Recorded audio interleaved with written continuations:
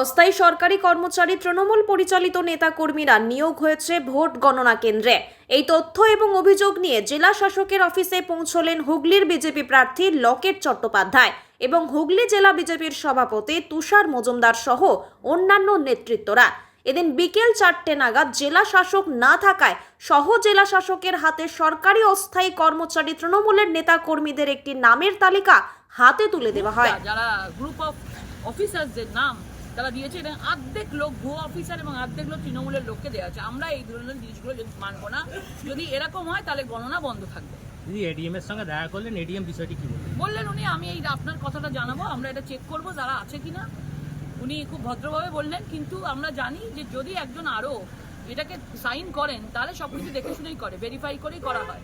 কিন্তু তার মানে উনি ভেরিফাই করেননি। উনি বললেন আমরা দেখবো যে যে নামগুলো আপনি দিয়েছেন। তাহলে আপনি ভেবে দেখুন, আমি একটা বিধানসভার নাম দিয়েছি, তাহলে বাকি 6টা বিধানসভার নাম তো আমরা পাইনি। এটা তো পাওয়ার কথা না, এটা আমাদের কাছে এসছে। তার মানে আমাদের ধরে নিতে হবে যে 6টা বিধানসভাতেই আরও চোখ বন্ধ করে সাইন করে দিয়েছে যা যা দিয়েছে। আর এগুলো তৈরি হয় পিপি সেলের মাধ্যমে। একটা সেটা তৃণমূলের পিপি, যেটা মানে যাদেরকে ওরা বসানো হয় সেখানে তারা এই সেলটা পুরো চালায় তৃণমূল। এই পিপি সেলের মাধ্যমে প্রত্যেকটা লোককে নিজের নিজের কাজে ডিস্ট্রিবিউট করা হয় সরকারি অফিসারকে, সেইটা পুরো তৃণমূল চালায়। এবং সেখান থেকে এদেরকে করা হয়েছে, আমরা পরিষ্কারভাবে বলেছি। এবং উনি বলেন আমি এটা ডিএম ম্যাডামকে জানাবো, ডিএম ম্যাডাম দেখবেন এবং দেখার পর যদি বলা হয় তাহলে আমরা বাদ দেবো বা দেখবো সেটা। নির্বাচন কমিশনের তো একটা গাইডলাইন ছিল, কিন্তু তাহলে ডিএম এখানে কি করলো? তার গাইডলাইন মানেনি, কন্ট্রাকচুয়াল কাজ তারা করে, তাদের চেক করা হোক। তিনি এখন বলছেন চেক করবে, তাহলে ভেবে দেখুন আমরা নিয়ে আসছি তারপর বলছে চেক করবো, তাহলে তার আগে তারা কি করেছে? এরা কি ভেতরে থাকলে কিছু সমস্যা? নিশ্চয়ই। তাহলে যদি এরা ভেতরে থাকবে, টিএমসি নেতারা ভেতরে থাকবে, তাহলে আমাদের লোকেরা কেন থাকবে না?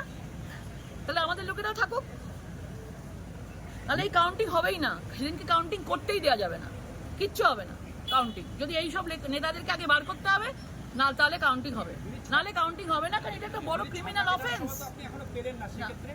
পাইনি, সেটাই বলছি, আমি পাইনি। এটা আমি পেয়েছি, কেউ আমাকে প্রোভাইড করেছে বলে পেয়েছি। এটা ওনারা নিজেরাই বলছেন এগুলো পাওয়ার কথা না। আবার বলছেন 6টা পারলে নিয়ে আসুন, তাহলে নিয়ে আসবো কি করে? এটা তো পাওয়ার কথা না। আপনারা বলছেন এগুলো আপনাদের দেওয়া যায় না, আবার বলছেন এরকম ভাবে আপনারা নিয়ে আসুন।